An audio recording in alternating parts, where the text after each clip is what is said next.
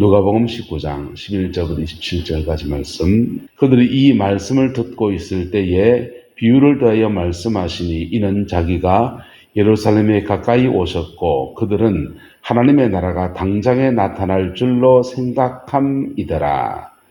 이르시되 어떤 귀인이 왕위를 받아 가지고 오려고 먼 나라로 갈 때에 그 종 열을 불러 은화 10머나를 주며 이르되 내가 돌아올 때까지 장사하라 하니라. 그런데 그 백성이 그를 미워하여 사자를 뒤로 보내어 이르되 우리는 이 사람이 우리의 왕됨을 원하지 아니하나이다 하였더라. 귀인이 왕위를 받아 가지고 돌아와서 은하를 준 종들이 각각 어떻게 장사하였는지를 알고자 하여 그들을 부르니 그 첫째가 나와 이르되 주인이여 당신의 한 머나로 10머나를 남겼나이다.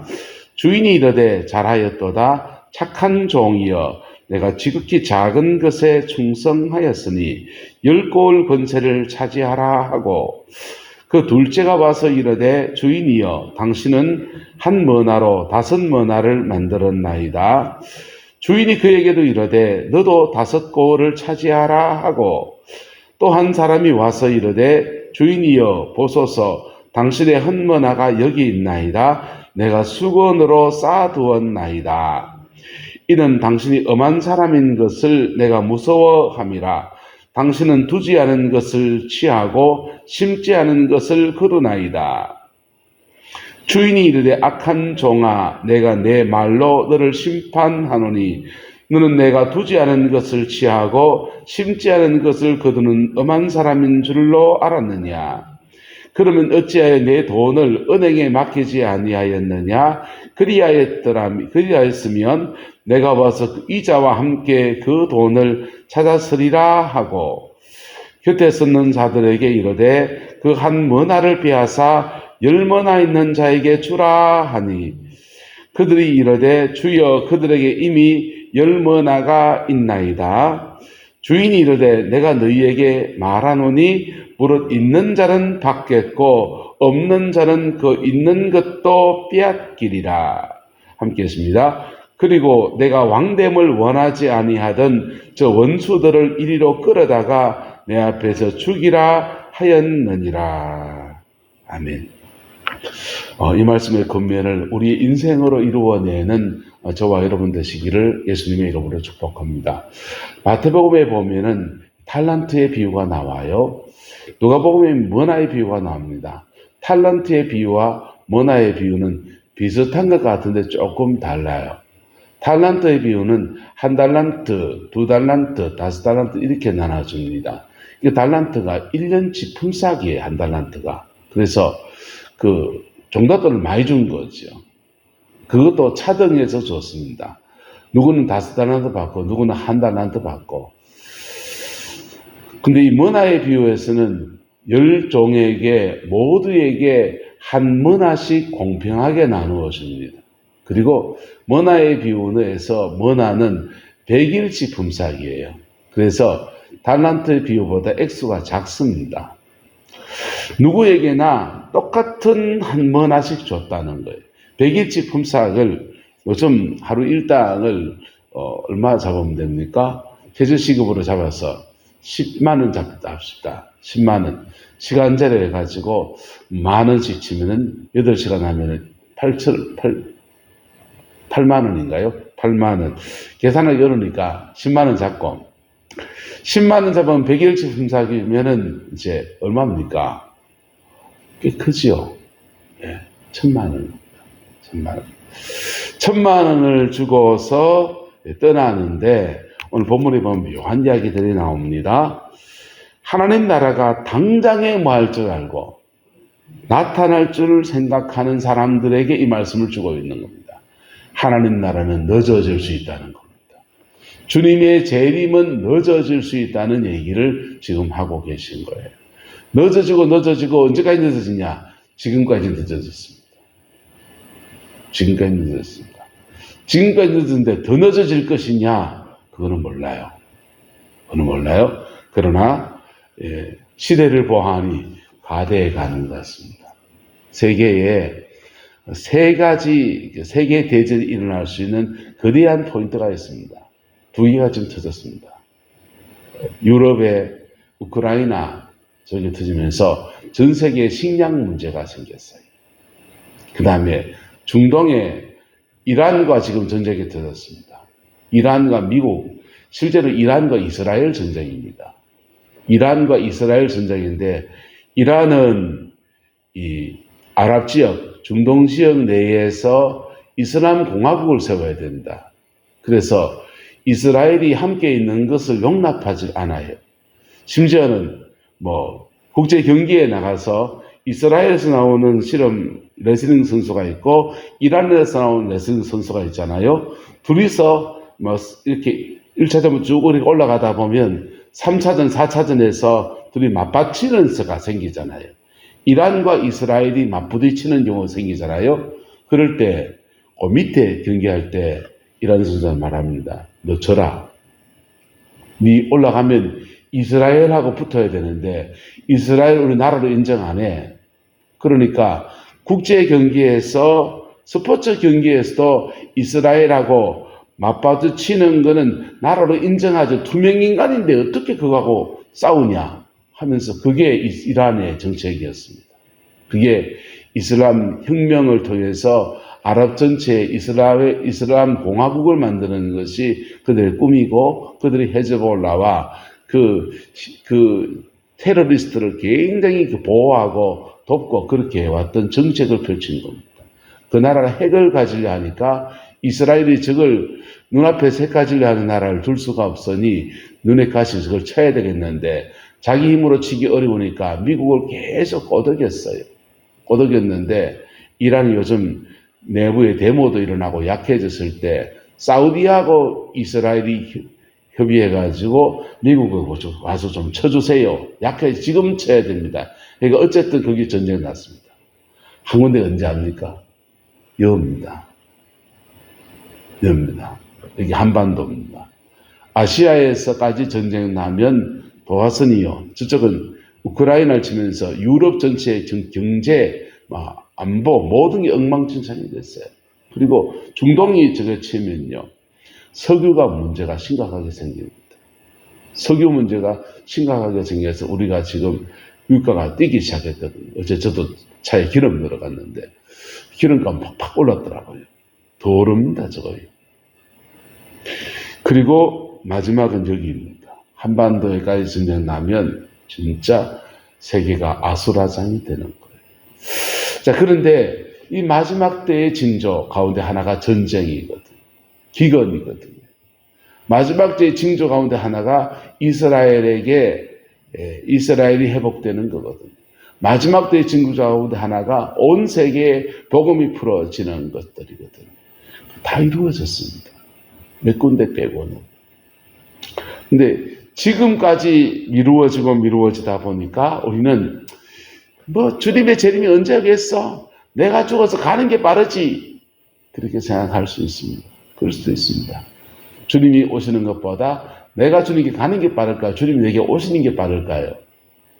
아마도 권사님, 우리가 먼저 가는 게 빠르지 않겠습니까? 그런데요, 남은 날 사는 동안에 주님 앞에 설 것도 잘 준비해야 되지만은, 중요한 거는요, 내가 주님 앞에 서는 것과 주님이 내게 오시는 것과 준비도 똑같습니다. 둘 다 그리스도의 정결한 신부로 단장되고 준비되어져야 된다라고 하는 겁니다. 할렐루야.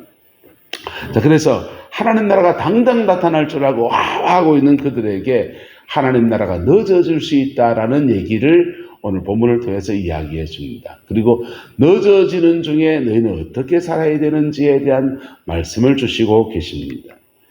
어떤 귀인이 왕위를 받아 가지고 오려고 먼 나라로 갈세. 유대 나라는 분봉왕 제도가 있습니다. 로마가 직접 통치하는 총독을 파송해서 직접 통제하는 지역이 있고, 지역의 민심을 위반하지 않으려고 그 지역에 대표되는 귀족 가문의 한 사람을 왕으로 지목해서 대리자를 왕으로 세워서 통치하는 제도가 있습니다. 그래서 헤롯 안티파스라고 하는 헤롯 왕이 통치하는 지역이 따로 있는 거예요. 갈릴리 지역이 주로 헤롯 통치 지역입니다. 자, 그런데 헤롯 통치 지역의 왕들은 왕위를 받아가려고 하면 로마에 가서 왕위를 받아와야 되거든. 그동안에 상당한 기한을 그 땅을 비우고 갔다 와야 되는 겁니다. 갔다 오는 동안에 그 종들에게는 은하 10머나를 주면서 한 머나씩 나눠주면서 돌아올 때까지 장사해서 남겨라. 내가 남아 가는 동안에 네 그거 맡아서 잘 해봐라. 일을 맡겼다라고 하는 것입니다. 그런데 그 백성들 중에서 헤롯 왕이 왕 되는 거 싫어하는 사람들이 상소문을 로마에다가 보내는 거예요. 그 사람 왕 될 자격 없어요 하면서 상소문을 보냅니다.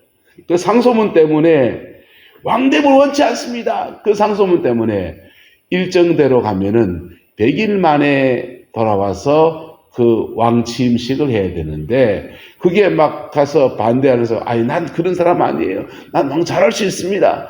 로마의 그 황제를 설득하고 하는 동안에 시간이 걸리는 겁니다. 꽤 시간이 많이 걸렸습니다. 꽤 시간이 많이 걸리고는 돌아와서 은하 한 머나씩 준 종들에게 각각 어떻게 장사하였는지를 알고자 하여 그들을 불렀다라는 겁니다. 첫째가 나와서 말합니다. 당신의 한 머나를 10머나로 바꾸었습니다. 10배를 불렸다는 거예요. 10배를 불렸다. 그러니 주님 말합니다. 착한 종이여 내가 지극히 작은 것에 뭐하였으니 충성했으니 10고을 권세를 차지하라.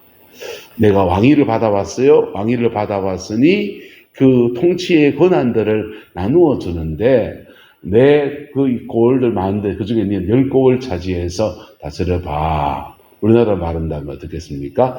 경주시장 좀 해볼래? 이런 겁니다. 너 좀 크게 판 좀 크게 벌립시다. 대구 경북 통합한다던데. 대구 경북 통합시장 너 해봐라. 이렇게 지금 대한민국 땅을 이제 나눠서 분배해 주는 겁니다. 둘째가 말합니다. 한 머나로 5머나를 남겼습니다. 그랬더니 와, 너 잘했네. 5 고을을 차지하라. 너는 지금 어딜 줄까? 대구 경북은 다 줬으니까 너는 저 포항시장 좀 해봐라. 이렇게 지금 맡겼습니다. 그 다음에 한 머나가 여기 있습니다. 내가 수건으로 쌀쌀 싸매뒀습니다. 그랬더니 주님이 말하기를 주는 엄한 사람이라 내가 무서워해서 당신이 두지 않는 것을 취하고 심지 않은 것을 거두나이다. 악한 종아 너를 심판하니 저거저거해서 엄한 사람 알았으니 은행에 맡기지 않았느냐. 그리고는 한 머나 빼앗아서 10머나 가진 자에게 주라. 이렇게 지금 주님이 말씀하시는 거예요. 해석은 조금 더 깊은 얘기들 나눠야 되기 때문에 내일 더 이어서 하겠지만은 간단하게만 말하면요. 머나에 관한 얘기는 달란트의 비유와 달라요. 달란트의 비유는 각각 다른 걸 줬습니다. 저는 재능이 없는 사람이라고 생각했어요. 왜요? 저희 누나가 너무 똑똑하고 저희 형이 너무 똑똑한데 저는 너무 평범했거든요. 그래서 나는 재능이 없구나. 형님은 태권도를 잘했습니다. 근데 저는 운동신경도 별로 없어요. 난 운동에도 소질이 없네. 음악 하는데 음악 성적도 고등학교 때가 60점 안 넘었습니다. 음표를 볼 줄 몰랐어요. 심지어. 그래서 난 음악적인 재능도 없구나. 미술적인 재능도 없구나. 공부를 하면 공부에도 그다지 중간 중상 정도 평범했습니다. 그래서 음악 재능도 없고 미술 재능도 없고 남 앞에 서서 말을 잘하는 사람도 아니었습니다. 언어의 재능도 없고 나는 뭐하고 살아야 되겠노? 참 걱정이 단산이었습니다. 근데 하나님이 내게 준 재능이 따로 있습니다. 각각 사람에게 준 재능이 따로 있습니다. 재능이 없으면 기도하면요. 영적 재능이 주어집니다. 할렐루야. 영적 재능이 주어집니다. 저는요. 착한 사람이라는 소리 많이 들었습니다. 착하다. 아이고 자는 착해. 힘은 세. 그러는데 칭찬이 아닙니다. 예. 물에 물 타고 술에 술 타다 우유부단하다. 이 말이 거꾸로 하면 착하다. 저는 재능이 없는 사람인 줄 알았습니다. 근데 예수님 안에 들어와 보니까 내게 준 재능이 따로 있습니다. 따로 있고 신앙 안에서 주어지는 하나님 앞에 은혜 안에서 주어지는 또 다른 재능들이 그렇게 주어집니다. 저는 말씀에 대해서 재능을 가지고 가르치는 재능을 가지고 있어요. 하나님의 은혜 아래 주어진 재능이에요. 또 하나는 성령의 은사에 관한 재능이 있습니다. 그래서 다른 목사님들하고 다르게 안수기도 사역을 하고 치유 축사, 귀신을 쫓아내고 그런 사역을 합니다.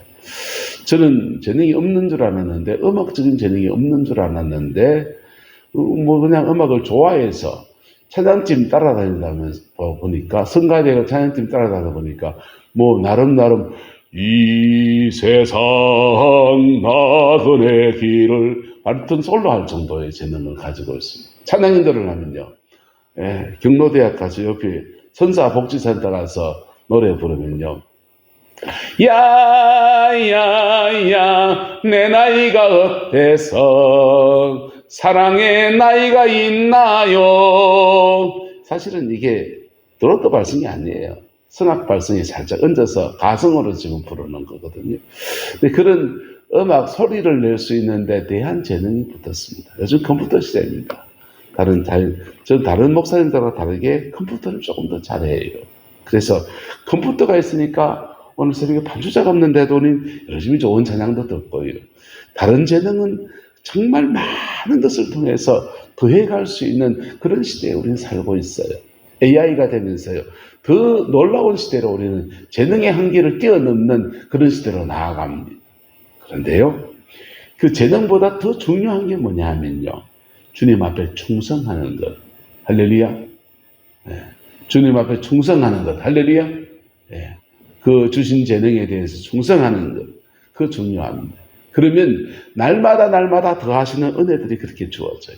그게 마태복음 25장에 나오는 탈란트의 비유에 관한 것들 다른 걸 줬어요. 그런데요, 머나의 비유는 다들 똑같은 거 한 머나 줬습니다.